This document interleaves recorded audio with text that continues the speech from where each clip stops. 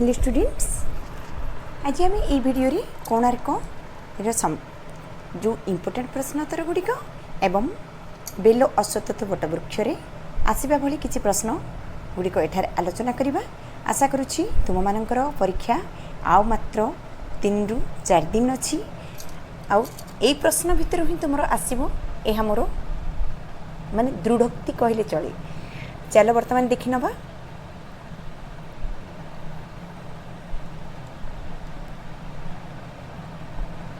ये हूँ तुम कोणार्क, जो कोणार्क दधिनौती को 1200 बढ़ई मारी पारि नथिले। आउ ए कोणार्कर दधिनौती सामान्य 12 वर्षर बालकटीए मुंडी मारी देइथिला। अर्थात दधिनौती तुम्हें तो सब जानी मंदिर मानकर जो चूल पर्सनटा चूल भागटा ताकू ही आम कहूचे दधिनौती। से दधिनौती को किए बसई धर्मा बसई तुम्हें जानी ये हूँ तुम राजा नरसिंह देव द्वारा एक अशस्य विस्कृति कहले चले। यहीपरी कारुकार्य आज पर्यंत कौन सी मंदिर रे आमे देखा पाई नाही। तेणु ए मंदिर समस्त मंदिर भितर अनन्य। आउ ए मंदिर किपरि तैयारी हैला, यार प्रच्छद पटर कहानी कौन, कहार उद्देश्य थिला एही मंदिर तैयारी करिबा पई, ए समस्त आज आम एठार टिके आलोचना प्रथमे करदेबा। जेहेतु मु कोणार्कर कौन सी वीडियो करी नाही, एठार मु तुमर कोणार्कर आसबाक थिबा प्रश्नोत्तर गुड़िक सब प्रश्नोत्तर नुह जे प्रश्न एक्सपेक्टेड मु करूची जे ए प्रश्न ही आसीबो सेही प्रश्न गुड़िक मुठार आलोचना करिछि। आउ वीडियो शेष पर्यंत देखिबो। शेष रे मु तुम पई किछि प्रश्न रखी अछि, सेही प्रश्न गुड़ाक भल से देखिकरी नहीं थी।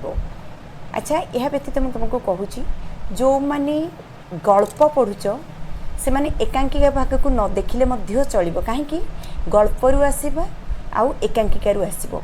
जदि गल्प विभाग भल से देखीदेल एकांकिका विभाग आदौ देखा दरकार नहीं, न देखिले हो तुम केवल गोटे विभाग तुम 2टी प्रश्न आसब नहीं। तेणु जदि बेल अश्वत्थ वटवृक्ष देखुच पे भल से क्वेश्चन गुड़ाक देखी नियो, बुझिपार। आउ जदि कोणार्क देखुच कोणार्क को भल भाव देखी नियो। यहाँ मुझे तुमको इजी हम बोली कहूँ, किंतु समस्त पाठ पढ़ा दरकार। कहीं तुम बही जेहेतु अच्छी गोटे तो गल्प गोटे एकांकिका ही आसबार अच्छी। तेणु उभय देखिक जाओ, जोटा तुमको इजी लगे सेटा को तुम्हें परीक्षा अटेंड कर। अच्छा, मुझे पूर्व तुमको टे कोणार्क विषय प्रथमे कहनी। मु पूर्व तुमको गल्प विभाग में कही कौन सब बेले देख पात्र केतोटी पात्र अच्छी से विभाग रे से गल्प रे। ठीक से परी एकांकिकार तुमर अभिनय केते जन करूचंती, अर्थात केतोटी पात्र उपरे एरा पर्यवेसित। पात्र जदि जानिदेल तुमको लेखिबाकू अति इजी हो, अति सहज हो। वर्तमान देख एठारे आमर पात्र रहुचंती। प्रथम पात्र होउचंती राजा नरसिंह देव। द्वितीय पात्र होउचंती शिवेई सांतरा, जे कि विश्वस्त नरसिंह देवंकर थिले शिवेई। तृतीय पात्र होउचंती विशु महाराणा।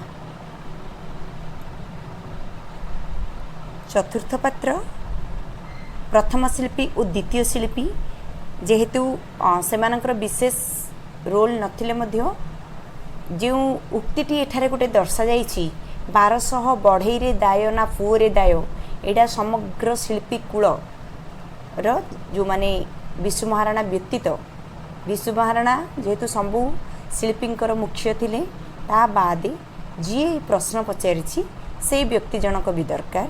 अर्थात प्रथम शिल्पी और द्वितीय शिल्पी आउ धर्मा। तेणु विशेष करी तुमर 4 जन नरसिंहदेव, शिवेई सांतरा, विशु महाराणा और धर्मा, ये 4टी मुख्य भूमिका को नहीं पर्यवेसित होइछि समग्र तुमर कोणार्क एकांकिकाटी।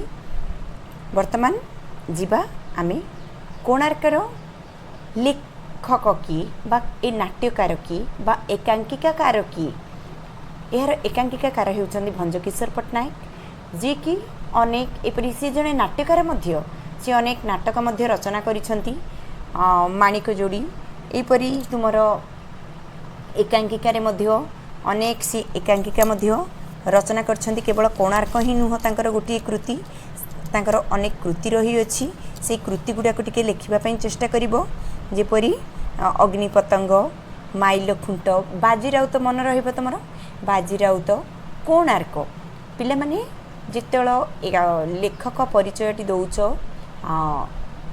टिके से कौन कौन ताको कृति दुई तीन टा लिखि देबो मु चाहूनी जे तुम कौन ठारे मध्य मार्क कटू तुम स्कूल टीचर तुम केवल कॉपी देखिबेनी अन्य कौन सी स्कूल टीचर देखिबे जदि से एगुड़ाक मध्य देखिबे हाँ लेखक परिचयटा को भल से देखा चेष्टा करेंगे तो हुए तो मे भी तुम सेठारे हाफ मार्क्स काटिदेवे तेणु कौन से सुजोग तुम जी खाता चेकिंग करुँच तुम्हें प्रदान न कर तेणु मुझे तुमको कहूँ जिते बड़े भी आमर कोणार्कर जेकोसी प्रश्नोत्तर लिखा प्रथमे एकांकिकाकार नामटी लिखा नाम पर तांकर कृति कौन दुई चारिटा लिखिदेव कृति पर सेठारे कौन से वर्णना करिसंती जो प्रश्न पड़िथिबो से प्रश्नटी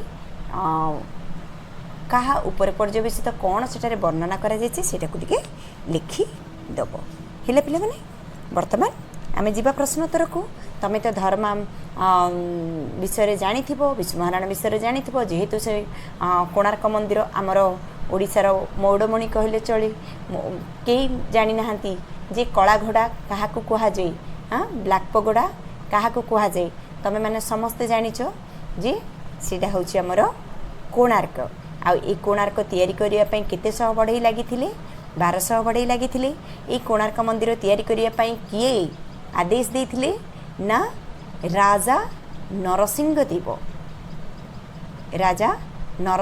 अर्थात लांगुला नरसिंहदेव भी आम कहू से आदेश देते केउथिपाई ना तांको माँ छाया देवी दिने एमती सूर्यंकर सकाळर जो उदित चित्र चंद्रभागा कूल जो से प्रथमे देखी ताकू देखिक से भाव विहलित हो जाइए आउ से सूर्यदेवंकर एक मंदिरटी निर्माण करने से मनरे अभिलाषा रखी से अभिलाषा को निज पुत्र अर्थात राजा लांगुला नरसिंहदेव को जनाई किछि अंते सेतेबेले छायादेवी चल जाइछंती या पर जेतेबेले से निजे राजा नरसिंहदेव शिवी शांतरा सहित चंद्रभागा नदी मुहाणा कूल ठिया होई सकाळ उदित सूर्य से चित्र को उपभोग करिछंती आ सेतेबेले से मध्य जेतेबेले भाव विहलित होइछंती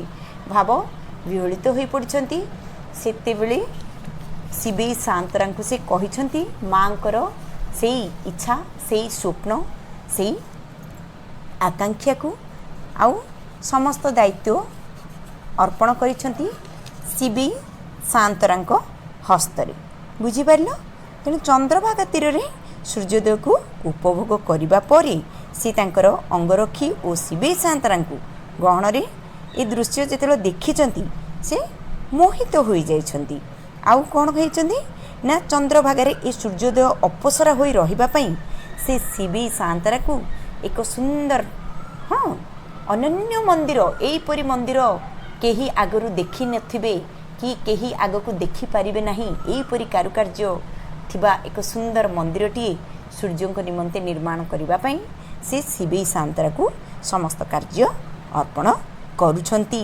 बुझिपारिल तेणु राजा नरसिंहदेव से जो महेंद्र बेलारे प्रकट करछंती चंद्रभागा तीर रे सूर्य मंदिरटे निर्माण करिवार अभिलाषा को तांको माँ छायादेवींकर शेष इच्छा को तेणु से माँ अभिलाषा को साकार करने को कौन प्रतिज्ञाबद्ध होइचंती आ शिवी शांतरा को से कौन कहते मंदिरटी निर्माण कार्य किभली भाव में सुरुखुरी समापन हेब ताहार दायित्व तांको अर्पण करने सहित सूर्यंकर आराधना करी सांब किपरि भाव में दुरारोग्य कोष्ठरोग्य मुक्त होइथिले से कथा मध्य कहिचंती तेणु राजा तांकर एकांत विश्वासी शिवी शांतरा को ये मंदिर निर्माण दायित्वटी कौन कले अर्पण करथिले। बुझी पारलो। वर्तमान आमे जिबा प्रश्नोत्तर को।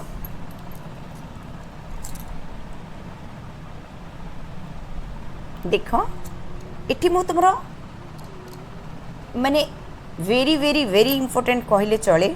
ए प्रश्नटी तुमरो जदि कोणार्करू आसे निश्चित भाव रे आसीबर संभावना अछि। 1200 बढ़ई दाय ना पुओरे दाय।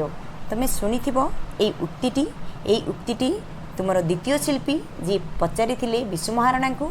एटा मु तुमको वर्तमान तो तुमको संपूर्ण भाव में तुमको कहीदेली जे कौन एठारे हेची कहार इच्छा अनुसार एटा हे पड़छ होची। किंतु वर्तमान एठी जो 1200 बढ़ई दाय ना पुओरे दाय तार अर्थ कौन मु तार अर्थटी तुमको वर्तमान यही प्रश्न माध्यम कहीदेवी।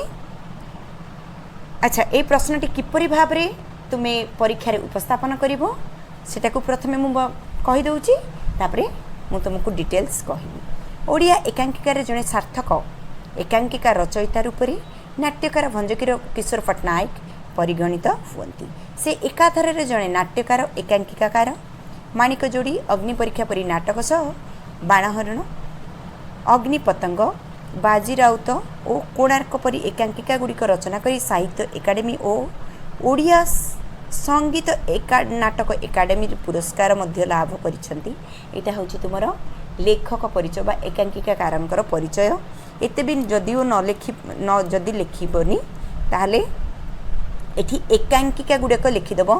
हाँ से एकाधार के जड़े नाट्यकार एकांकिकाकार लिखिला परे तांको द्वारा रचित एकांकिका गुड़िक हेउची बाणहरण अग्निपतंग घरणी बाजी राउत। यही तो चारोटी को मन रखिपर यही चारोटी को सेठारे लिखिला परे वर्तमान कोणार्क परी एकांकिका सॉरी कोणार्कटा निश्चित भाव में लिख जेहेतु कोणार्क विषय तुम लिख कोणार्क को भी लिख। या कोणार्क एकांकिकार कोणार्क मंदिर दधिनौती बसाइबा प्रसंगटी उपस्थापन करा जाइछि। कोणार्क एकांकिकार कोणार्क मंदिर दधिनौती किपरि भाव में बसा जाइछि ताहा उपस्थापन करा जाइछि। धर्मपद दधिनौती बसाइबा परे द्वितीय शिल्पी पचारि प्रश्न एठारे आलोचना करा जाइछि। अर्थात यही प्रश्न रे यही जो प्रश्न हेछि 1200 बढ़ई दाय एटा प्रश्नटा किए पचारिछि ना द्वितीय शिल्पी पचारिछि। काहा को पचारिछि ना विशु महाराणा को पचारिछि। केतेबेले पचारिछि ना मंदिरर दधिनौती जेतेबेले धर्मा जाई 12 वर्षर एक छोट बालक बसई देछि सेतेबेले लज्जित होइबा सहित भयभीत हो जाइछन्ति। कारण राजा जदि जानबे जे 12 वर्षर बालकटी एटा बसई जो दधिनौती को 1200 बढ़ई बसई पार्लेनी से साधारण दधिनौती को 12 वर्षर बालकटी बसई देछि ताहले राजा कौन करिबे। राजा यह जानिबा तत्क्षणात् मुंड काटर आदेश देवे। तेणु से माने विशु महाराणा को कहते विशु भाई देख राजा जदि जानबे ताहले तो पुओ हुए तो पुओ भल कार्य करिछि ताकू किछि न करि पारंती किंतु आम 1200 बढ़ईर मुंड काट हेबो। तेणु राति पाइबा पूर्वरु तू कह तो पई 1200 बढ़ई बड़ ना तो पुओ बड़।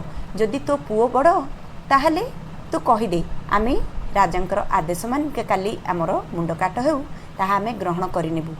बुझिपारुछ तो एठारे जेतेले धर्मा जेतेले ए कथा सुनिछन्ती द्वितीय शिल्पीर ए प्रश्न बापा को पचार जाइथिला ए प्रश्नटी आ एठी तुरंत बापा को सी बुझेइछन्ती बापा मु तो केवल गोटे मात्र धर्मा एमिति अनेक धर्मा जन्म नेबे एमिति अनेक धर्मा तुमर ए बढ़ई कूल जन्म ग्रहण करिवे किंतु जदि 1200 बढ़ई मरी जाती ताहले आमर ए बढ़ई कूल नष्ट हो जिवो। तेणु ए 1200 बढ़ई बंची रहिबा दरकार। मु चली गले किछि हबो नहीं दुख केही करिबा दरकार नहीं। बापा 1200 बढ़ई बंची आमर ए बढ़ई जातिर नाम को पदमर्यादा को रक्षा करिबा दरकार। बापा को से बुझेइछि कि धर्मा या परे निजे जाई किपरि भाबरे चंद्रभागा अरे झास दे देइछन्ती। तुमे ए कहानी तो आनीथिबो वर्तमान एठी एतिकी ही तार आलोचर विषय वर्तमान देखिबा। बुझी पारलो 1200 1200 बढ़ई 12 वर्ष काल निजर समस्त कौशल प्रयोग करी मध्य कोणार्क मंदिर दधिनौती बसाई पारुनथिले। ए खबर पाई विशु महाराणार पुओ धर्मा निज जातिर सम्मान निमंते से मंदिर निकट में जाई उपस्थित होइछि एवं दधिनौती बसाइबा कार्य धर्मा को दिया जाई बोली शिल्पी मुखिया निकट में अनुरोध करिछि। से निजे जाई शिल्पी मुखिया अर्थात विशु महाराणा निकट में अनुरोध करिछि जे मते एही कार्य मते दिया जाऊ मु करिबा पई चेष्टा करिबी। शिल्पी मुखिया अनुमति पाइबा परे दधिनौती बसाइबा कार्य सुरुखुरी रे समाप्त करिछि। दधिनौती बसाइबा कार्य समाप्त परे द्वितीय शिल्पी विशु महाराणा को प्रश्न करिसेंती जे जदि राजा 12 वर्षर बालक दधिनौती बसाइबा कथा जानिबे तेबे आम समस्तंकर मुंड काटर आदेश देबे। तेणु विशु 1200 बड़े तेणु विशु भाई ये विशु भाई लिखिदेव। तेणु विशु भाई 1200 बढ़ई रे दाय ना पुओरे दाय अर्थात 12 दाय अर्थात तुम 1200 बढ़ई मूल्यवान दाय अर्थात मूल्यवान ना पुओ मूल्यवान बुझीपार। तेणु अर्थात कहार जीवन तुम मूल्यवान क्या तुम्हें बंचाई रखापी चाहूच विशु किछि कहवा पूर्व धर्मा 1200 बढ़ई बंची रहा दरकार बोली कही बापा विदाय निमंते प्रार्थना करते। शिल्पी कुरलर सम्मानार्थे धर्मा निजकू चंद्रभागार झास देवा वास्तव में अति शिक्षणीय हो पारिछि। यहाकू तुम ए शेष धाड़ीटी निश्चित भाव में लिखिब वास्तव में शिक्षणीय बुझीपारछ। यह व्यतीत तुम्हें आउरी मध्य लिखिपार एठारे धर्मा निजकू चंद्रभागार झास देदेवा वास्तव में अति शिक्षणीय हो पारिछि।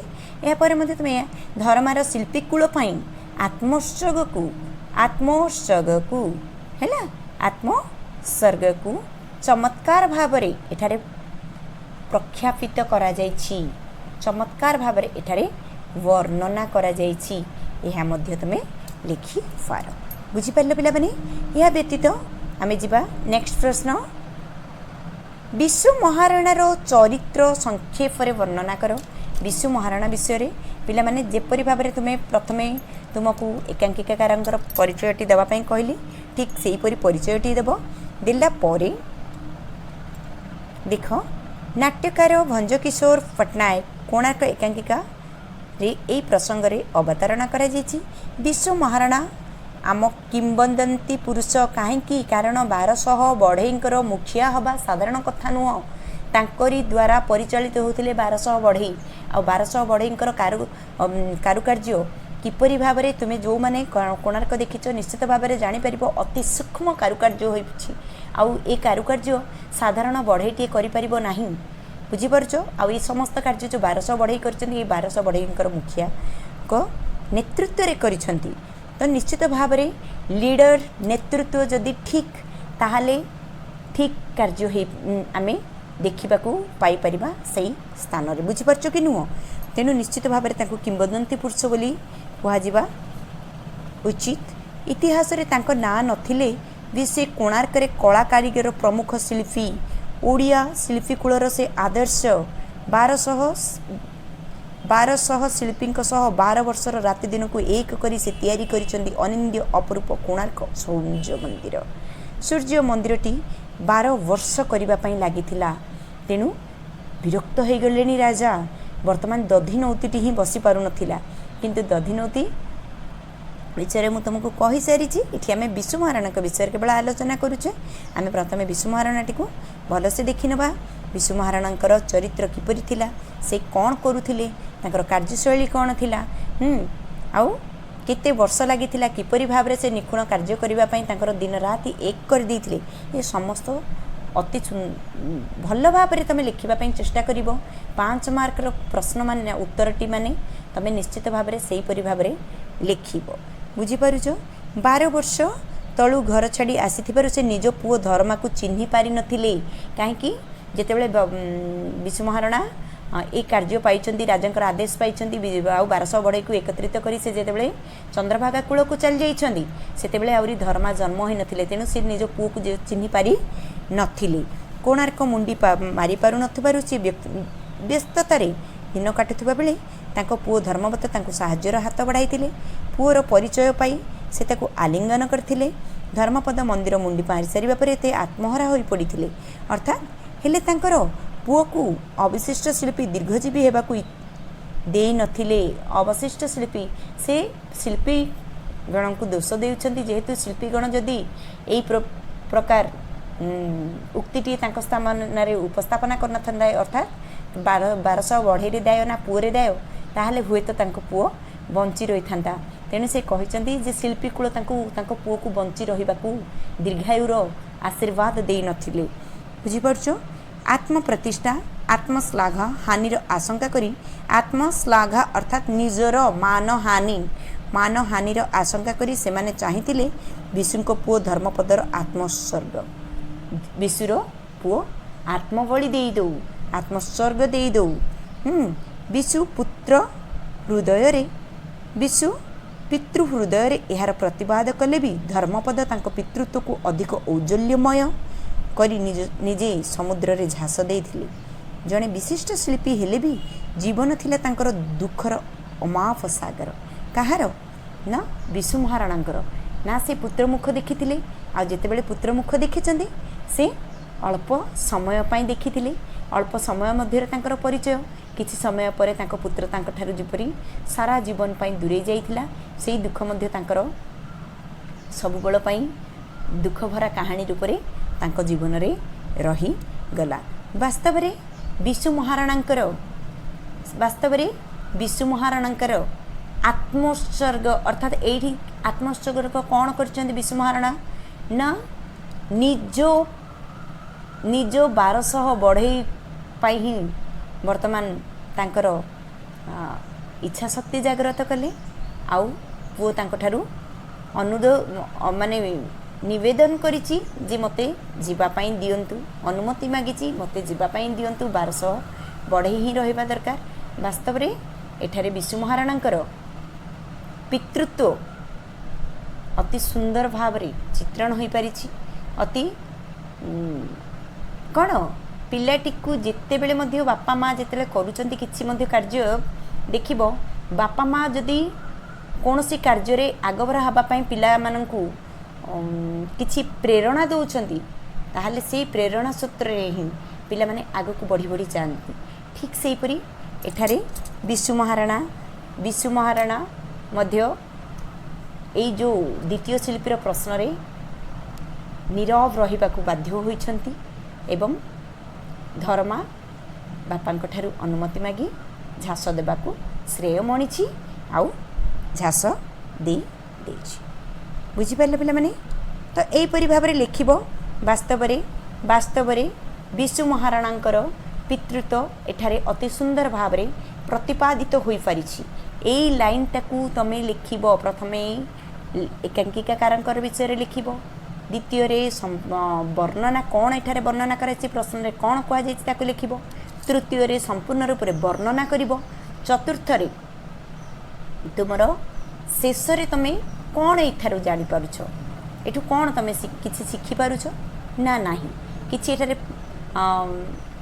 तम मन को जहाँ भी अच्छे अति शिक्षणीय वास्तव में यही उक्ति शिक्षणीय अटे। वास्तव में एठारे कौन सी जमी पितृत्व को प्रतिपादित अति सुंदर भाव में करा जाई पारछि। एहीपरि भाव में तुम्हें लिखी बुझिपारे पिला माने। देन धर्मा रो माँ ता बापा संपर्क रे कौन कहले, धर्मार माँ ता बापा संपर्क रे कौन कहले ना एहीपरि भाव में नाट्यकार भंजकिशोर पट्टनायक कोणार्क एकांकिकार ए प्रसंगर अवतारणा करिसेंती। धर्मार अली और जिद भांगी न पारी ता बापांकर परिचय से देइचंदी। जेतेबेले बारंबार धर्मा पचारिचंदी माँ माँ मते बापांक विषय कह, मो सांग मैंने सब बेले कहउचंदी हाँ तो बापा नाही मो बापा कोठी अछंदी, जदि मो बापा बंचिचंदी कोठी अछंदी मते कह, आउ मो बापा किए मु जानिबा पई चाहूची। तो पुत्रर जिद को रक्षा करी माँ समस्त कथा पुत्र आगे वर्णना करछंदी। बापा तो बापा बंचिछि किंतु केउठारे अछंदी मु जानि नाही, राजांकर आदेश पाई से चली जाइछंदी मंदिर तोलिबा निमंते, केउठारे अछंती कोन केउठारे अछंती मु किछि जानि नै। किंतु पिला माने एठारे से जेतेले से पचारि छंती ता पूर्व सेतेबेलर कथा मु तुमको कहि दिए। आगंतुक मु तुमको सेई ता मु तुमको कहि नाही, सी मध्य गोटे प्रमुख भूमिका ग्रहण करछन्ती। आगंतुक आगंतुक जेतेबेले 12 वर्षर ये जो तपस्या सरीगलाणी किंतु दधिनौती टी बसी पार नहीं सेतेबेले राजा आदेश देइछन्ती 7 दिन मध्यरे मुंडी मारिबा दरकार, दधिनौती बसी जावा दरकार, नहले 1200 बढ़ईंकर मुंड काट हेबो। यह शुणी आगंतुक दौड़ी जाइछन्ती सेई बढ़ई कूल गाँ को अर्थात से ग्राम को जाई विशु महाराणा घर को जाइछन्ती, तांको स्त्री सहित देखा करिछन्ती एवं तांको स्त्री सहित अर्थात विशु महाराणा पत्नी को जेतेबेले से कहउछन्ती जे राजांकर एही आदेश अछि जे 1200 बढ़ईंकर मुंड काट हेबो। तेणु एई 1200 बढ़ईंक मुंड काट को रक्षा करिबा निमंते तुमर जाति रे एपरि आउ किए बुद्धिमान अर्थात ज्ञान कौशल रे परिपूर्ण किए अछंती कि जी दधिनौती को बसई पारिबो एवं 1200 बढ़ई कूलर 1200 बढ़ईंकर मुंड काट को आदेश को मध्य राजांकर आदेश को मध्य रक्षा करि पारिबो एवं 1200 बढ़ईंकर मुंड काटरू 1200 बढ़ई को रक्षा करि पारिबो। सेमति कि अछि तो यह सुनिबा क्षणी कि भरी भाबरे धर्मा निजे प्रस्तुत हो जाउछन्ती ये 1200 बढ़ई कूल को रक्षा करने निमंते माँ माँ मु जीवी बापा को रक्षा करने निमंते। यारे तू तो 12 वर्षर बालकटी ना बापा ना तू जापरू ना बापा तू जा ना ना माँ मु जीवी मु मो बापा को रक्षा करी मु मो बापा को रक्षा करने सहित मो 1200 बढ़ई भाईंकर रक्षा करी माँ मते जीवाई अनुमति दियो बुझीपारुछ। किंतु सेतेबेले धर्मा जानी सारी धर्मा सेतेबेले माने जानी सारी जे तांको बापा ता अर्थ कोठी अछंती तो बापा किए से किंतु जानी नथिले जे ए जो मंदिर तैयारी होची तार मुख्य भूमिका ता बापा ही ग्रहण करछंती से विषय से किछि जानी नथिले। माँ को से पचारिछंती आउ माँ से कथा कहउछंती तो बापाठू बड़ बढ़ई केही नाही तेणु तो बापा से कार्य तो बापा को राजा से कार्य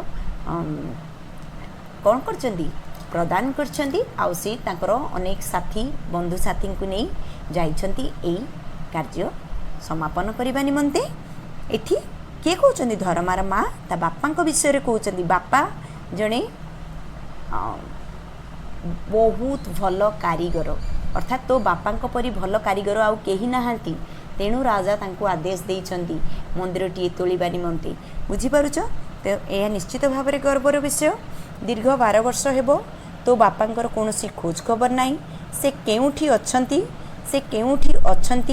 मध्य से जानी नाहंती बुझिपारछ कौन करूछंती ताहा भी तांको जणा नहीं किंतु तांको मन कहूची से जेउठी अछंती भलरे अछंती से बंची छंती ओ ठाकुर कृपारे से निश्चित आम घर को पुणी थरे फेरी आसीबे। आउ ए जिनस मध्य मु तुमको जहाँ कहली जे तो बापा परी बड़ कारीगर आउ केही नाहांती तो बापा होचंदी बढ़ई कूलर श्रेष्ठ कारीगर तेणु राजांकर आदेश पाई से मंदिर तैयारी करबा निमंते जाइछंदी। ए कथा मध्य से कहिछंदी तमे एठारे वर्णना एठारे लिखिबो बुझी पारलो। वास्तव रे कौन पितृंको विषय रे सुनिबा परे पितृ विषय रे सुनिबा परे किपरि भाव रे धर्मा भाव विहलित हो जाइछि ताहा एठारे अति सुंदर भाव रे प्रतिपादन करा जाइछि। एटा को तुमे शेष धाडी रे लिखिबो बुझी पारले पिला माने। देन देखिबा आगंतुक धर्मार माँ को की खबर देले आगंतुक धर्मार माँ को की खबर देले वर्तमान मु तुम सहित डिस्कशन करथिली। आगंतुक कौन कहचंदी आगंतुक चंद्रभागा तीर रे गढ़ा जाउथबा सेई कोणार्क मंदिर 12 वर्ष लगी जाइथिले मध्य 1200 बढ़ई लगी दधिनौती को बसाई पार नाहंती आउ राजा आदेश देइचंती जदि 7 दिन मध्य दधिनौती बसा जाई न पारे ताहले 1200 बढ़ईंकर मुंड काट हेबो।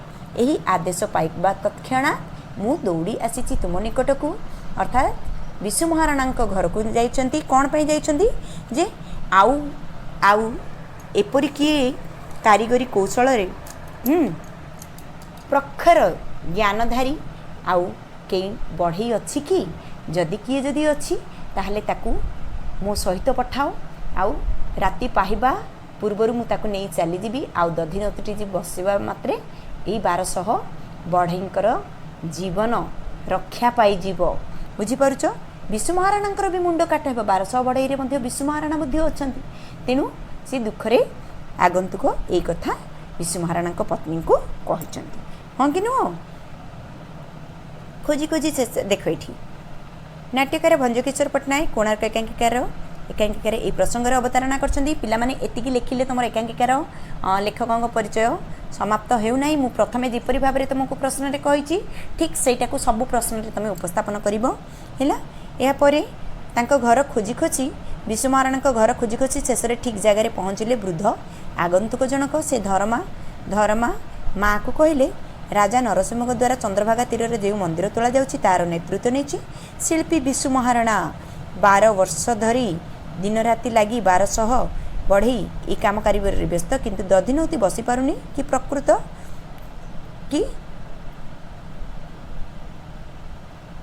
ଦଧିନଉତି ବସିପାରୁନି କି ତାର ପ୍ରକୃତ ମୁଣ୍ଡି ମରାଯାଇ ପାରୁନାହିଁ। ବିଶୁ ମହାରାଣା ଥକି ଗଲେଣି। 1200 ବଢ଼େଇ ମଧ୍ୟ ବ୍ୟସ୍ତ ହୋଇପଡ଼ିଲେଣି। ତାଙ୍କର ସମସ୍ତ ଜ୍ଞାନ କୌଶଳ ସେମାନଙ୍କର ସମାପ୍ତ ହୋଇଯାଇଛି, ଅର୍ଥାତ୍ ସମସ୍ତ ଜ୍ଞାନ କୌଶଳକୁ ସେମାନେ ଖଟେଇ ସାରିଛନ୍ତି। ତାଙ୍କର ବଳ କୌଶଳ ଜ୍ଞାନ ଗାରିମା ସବୁକିଛି ହାର ମାନିଛି। ରାଜା ପୁଣି କ'ଣ କହିଛନ୍ତି? 7 ଦିନ ସମୟ ମଧ୍ୟରେ ଯଦି କାମ ନ ସରିଲେ ଶିଳ୍ପୀ କୁଳଙ୍କର ମୁଣ୍ଡ କାଟ ହେବ ବୋଲି ଘୋଷଣା କରିଛନ୍ତି। ଯଦି ଧରମାର ମା ଆଉ କାହାକୁ ଯଦି ତାଙ୍କ ସହିତ ପଠାଇବେ, କେଉଁ ଶିଳ୍ପୀକୁ ପଠାଇବେ ଏ କାମକୁ ସମାପନ କରିବା ନିମନ୍ତେ, ତେବେ 1200 ବଢ଼େଇ ମୁଣ୍ଡ କାଟରୁ ବର୍ତ୍ତି ଯାଇଥାନ୍ତେ ବୋଲି ଆଗନ୍ତୁକ ଜଣକ ଧରମାର ମାଆକୁ ଖବର ଦେଇଛନ୍ତି। ବୁଝିପାରିଲ ପିଲାମାନେ? ଏଇ ଜିନିଷଟାକୁ ତୁମେ ଟିକେ ଭଲସେ ଏଲାବୋରେଟ୍ କରିକି ଲେଖିବ। ଯେମିତି ଆଗନ୍ତୁକ ଆସିଲେ ପ୍ରଥମେ ଘର ପାଇଲେନି, ତାପରେ ଯେତେବେଳେ ଘର ପାଇଛନ୍ତି ବିଶୁ ମହାରାଣାଙ୍କ ଘରକୁ ଯାଇଛନ୍ତି, ବିଶୁ ମହାରାଣାଙ୍କ ସ୍ତ୍ରୀଙ୍କ ସହିତ ପତ୍ନୀଙ୍କ ସହିତ କଥା ହେଇଛନ୍ତି। ଏହି ସମୟରେ ବିଶୁ ମହାରାଣା ଧରମା ସେଠାରେ ଉପସ୍ଥିତ ଥିଲେ ଆଉ ଆଗନ୍ତୁକଙ୍କର ସମସ୍ତ କଥା ସେ ଶୁଣୁଥିଲେ।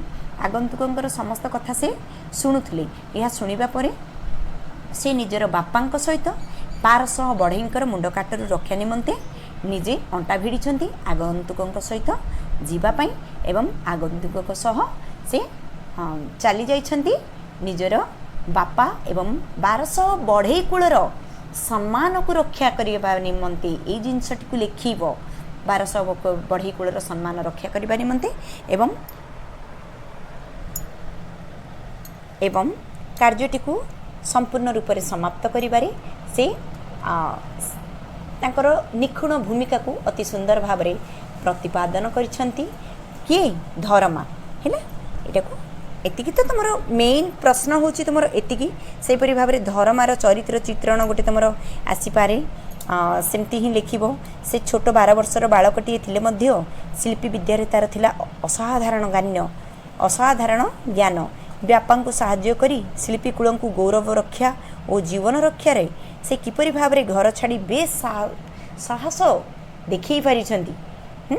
ଆଉ ଚନ୍ଦ୍ରଭାଗାର କୋଣାର୍କ ମନ୍ଦିର ଉପରକୁ ଚଢ଼ି କିପରି ଭାବରେ ସେ ଦଧିନଉତିଟିକୁ ବସେଇ ପାରିଛନ୍ତି ଆଉ ବସେଇବା ସହିତ ନିଜର ବାପାର ସମ୍ମାନକୁ ରକ୍ଷା କରିଛନ୍ତି ଏବଂ ଶିଳ୍ପୀ କୂଳର ସମ୍ମାନକୁ ରକ୍ଷା କରିଛନ୍ତି।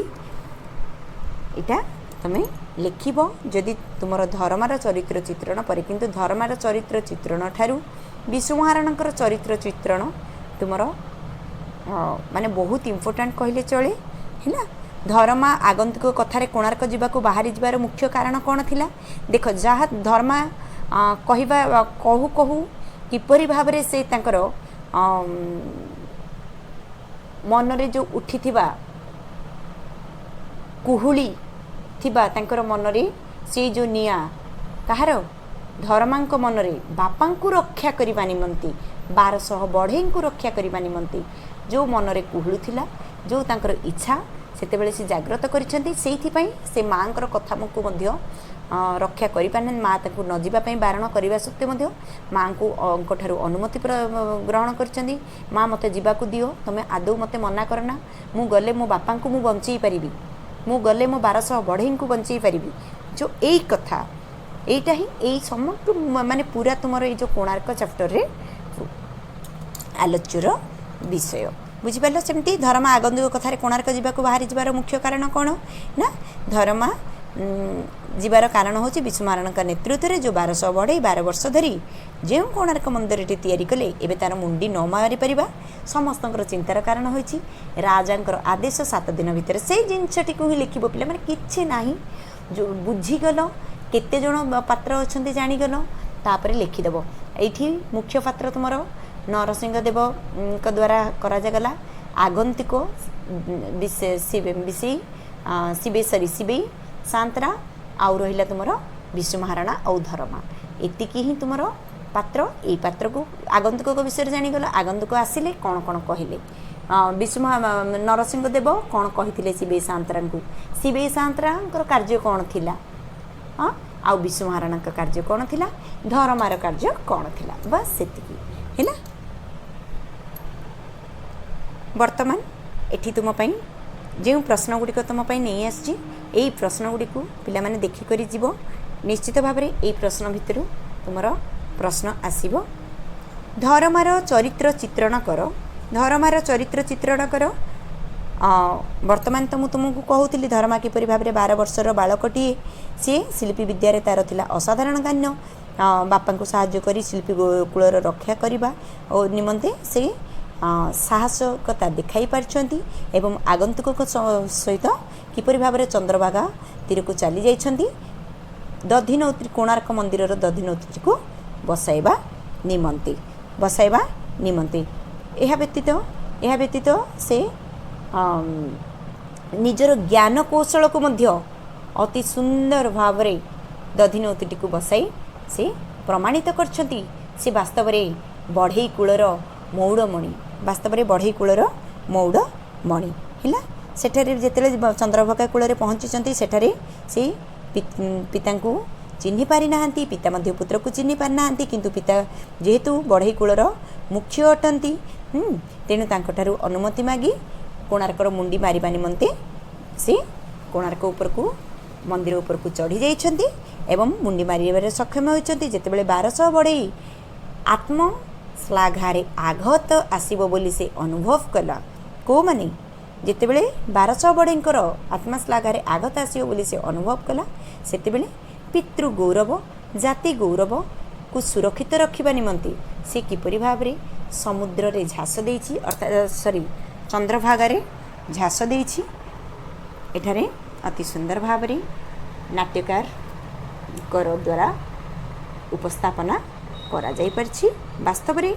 ବାସ୍ତବରେ ଧର୍ମାର ଜାତି ପ୍ରତି ଉତ୍ସର୍ଗକୃତ ମନୋଭାବ ଏବଂ ଶିଳ୍ପୀ କୂଳ ପ୍ରତି ନିଜର କୂଳକୁ ରକ୍ଷା କରିବା ନିମନ୍ତେ ଯେଉଁ ଉତ୍ସର୍ଗୀକୃତ ମନୋଭାବ ଅତି ସୁନ୍ଦର ଭାବରେ ଏଠାରେ ପ୍ରସ୍ଫୁଟିତ ହୋଇପାରିଛି। ଏକୁ ତୁମେ ଲେଖିବ। ବୁଝିପାରିଲ? ଧର୍ମାର ଚରିତ୍ର ଚିତ୍ରଣରେ ବିଶୁ ମହାରଣାର ଚରିତ୍ର ଚିତ୍ରଣ ମୁଁ ତ ତୁମକୁ ବିଶୁ ମହାରଣାଙ୍କର ଚରିତ୍ର ଚିତ୍ରଣ ଅଲରେଡ଼ି କହିସାରିଲିଣି। ଶାମ୍ବ ସୂର୍ଯ୍ୟ ପୂଜା କରିଥିଲେ କାହିଁକି? ଶାମ୍ବ ସୂର୍ଯ୍ୟ ପୂଜା କ'ଣ ପାଇଁ କରିଥିଲେ ତୁମେ ତ ଜାଣିଥିବ। ଶାମ୍ବ କେମିତି ଶାପଗ୍ରସ୍ତ ହୋଇଯାଇଥିଲେ। ଶାପଗ୍ରସ୍ତ ହେବା ପରେ ସେ ମାନେ ସୂର୍ଯ୍ୟଦେବ ସ୍ୱୟଂ ନାରାୟଣ ବୋଲି ସିଏ ଯେତେବେଳେ ଜାଣିଛନ୍ତି, ସୂର୍ଯ୍ୟଦେବ ହିଁ ସ୍ୱୟଂ ନାରାୟଣ ବୋଲି ଯେତେବେଳେ ଜାଣିଛନ୍ତି ତାହେଲେ ସେହି ସମୟରେ କୃଷ୍ଣଙ୍କ ପୁତ୍ର ଶାମ୍ବ ଶାପଗ୍ରସ୍ତ ହେବା ପାଇଁ କାହାକୁ ଡାକିଛନ୍ତି ନା ସୂର୍ଯ୍ୟଙ୍କୁ ପୂଜା କରିଛନ୍ତି। ଏବଂ ସୂର୍ଯ୍ୟଙ୍କୁ ପୂଜା କରି ସେ କୁଷ୍ଠ ରୋଗରୁ ଆରୋଗ୍ୟ ଲାଭ କରିଛନ୍ତି। ଏହି ଦୁରାରୋଗ୍ୟରୁ ଆରୋଗ୍ୟ ଲାଭ କରିଛନ୍ତି। ଏହି ଦୁରାରୋଗ୍ୟରୁ ଆରୋଗ୍ୟ ଲାଭ କରିବା ପାଇଁ କୃଷ୍ଣପୁତ୍ର ଶାମ୍ବ କ'ଣ କରିଛନ୍ତି? କୃଷ୍ଣପୁତ୍ର ଶାମ୍ବ ସୂର୍ଯ୍ୟ ପୂଜା କରିଥିଲେ। ବୁଝିପାରିଲେ ପିଲାମାନେ? ଏହିପରି ଭାବେ ନାଟ୍ୟକାରଙ୍କର ପ୍ରଥମେ ଲେଖିବ, ଦେନ୍ ଦେଖିବା 1200 ବଢ଼େଇରେ ଦାୟର ଅର୍ଥ କ'ଣ? ମୁଁ ତ ତୁମକୁ କହିଦେଇଛି 1200 ବଢ଼େଇରେ ଦାୟର ଅର୍ଥାତ୍ 1200 ବଢ଼େଇ ମୂଲ୍ୟବାନ ନା ପୁଅ ମୂଲ୍ୟବାନ। ଏଠାରେ 1200 ବଢ଼େଇଙ୍କର ସ୍ୱାର୍ଥ ମର୍ଯ୍ୟାଦା ସମ୍ମାନର ସୁରକ୍ଷା ପାଇଁ ଧର୍ମପଦ କିପରି ଭାବରେ ନିଜର ଜୀବନକୁ ଉତ୍ସର୍ଗୀକୃତ କରିଛି ଅତି ସୁନ୍ଦର ଭାବରେ ତୁମର ସେଇ 1200 ବଢ଼େଇରେ ଦାୟ ନା ପୁଅରେ ଦାୟରେ ସେଠାରେ ବର୍ଣ୍ଣନା କରାଯାଇଛି। ହଁ କି ନୁହଁ? से कोणार्कर मुंडी मारी पारिबा परे से जो 1200 बढ़ई विष्णु को पचारि पुओर दाय ना 1200 बढ़ई दाय 1200 बढ़ई दाय ना पुओरे दाय तुम किए मूल्यवान जदि राजा जानवे जे 12 वर्षर बालकटी करें आमर मुंड काट निश्चित तेणु तांकू आत्मोत्सर्ग दबार अनुमति प्रदान करने निमंते शिल्पीकूल विष्णु महाराणा को कहते एवं धर्म ताकू अति सुंदर भाव निभेइछंती बापा अनुमति मागी शिल्पीकूलर रक्षा निमंते 1200 बढ़ई बंची रहा दरकार शिल्पीकूल बंची रहा दरकार यह कही से चली जाइछंती देन धर्मा को ता माँ कोणार्क जीवाई छाड़ू नथिले कहीं धर्मा को ता माँ कोणार्क जीवा छाड़ू नथिले कहीं ना बापा तो चली जाइछंती पुणी पुओ जदि चली जाइजिबो ताले से कौन हो असहाय हो पड़े से भाव में एकांकिकार विषय लिखिबो एठारे कौन वर्णना करेछि ना माँ एकमात्र 21 बड़ा विशिकेशन थिला धर्मा मात्र 12 वर्षर बालकटी सी थिला हाथ में सी भल खाई पार नथिला ताकू खोईदेले खाऊला एते अलिअल एकमात्र पुओ को कोणार्क मंदिर तैयारी हेउथुबा अजଣା चंद्रभागा निकट को छाड़ापी मन बलू नथिला से राजी हो नथिले तेणु तांको छाड़ापी से आदौ चाहू नथिले ताकू छाड़ी से कहा मुख चाही बंचिबे एकाकी दिन काटिबे बोली चिंता करी धर्मा को तांको माँ कौन कर नथिले कोणार्क जीवाई छाड़ू नथिले आगंतुक धर्मार माँ को की खबर देते से तुमको अलरेडी मुझे डिस्कसन कर सारी बटवृक्ष को जननीर प्रतीक कहीं कहुई पे बल बेल अश्वत्थ बटवृक्षर तुम भिडटी को भलसे जाई देखीदेव मुझे समस्त प्रश्नोत्तर आलोचना करी आशा करुँच तुम मैंने निश्चित भाव में जाकरी से भिडटी को देखिबो। यह बादे हरिगुड़ियार दुकान घर किपरि थिला मु बारंबार कहूँ बेल अश्वत्थ बटवृक्ष जदि जो मैंने भल से पढ़ुच संपूर्ण प्रश्नोत्तर को देखनी आदौ अवहेला करना जदि कोणार्क देखुच संपूर्ण भाव में कोणार्क को देख जोटा गोटे कर जेहेतु सेटा नहले एटा अर्थात गल्प नहले एकांकिका यहपरी भाव में आसब एकांकिका पार्ट देख नहले गल्प पार्ट देख है हरिगुड़ियार दुकान घर किपरि थिला संसारटा एक तोतला लुहा कड़े बोली कहीं कहते रौद्रतापर किपरि भाव में संसार उबुटुबु होउछि किपरि भाव में तांकर पायजामा केमती ओदा हो जाइछि तांकर चप्पल गुड़ाक किपरि भाव में तातुछि तांकर मुह ताती जली जाउछि किपरि भाव में ए समस्त रौद्रताप को ही नहीं से संसारटा को संसारटा लुहा ततला लुहा कड़े सहित सामान बोली कहि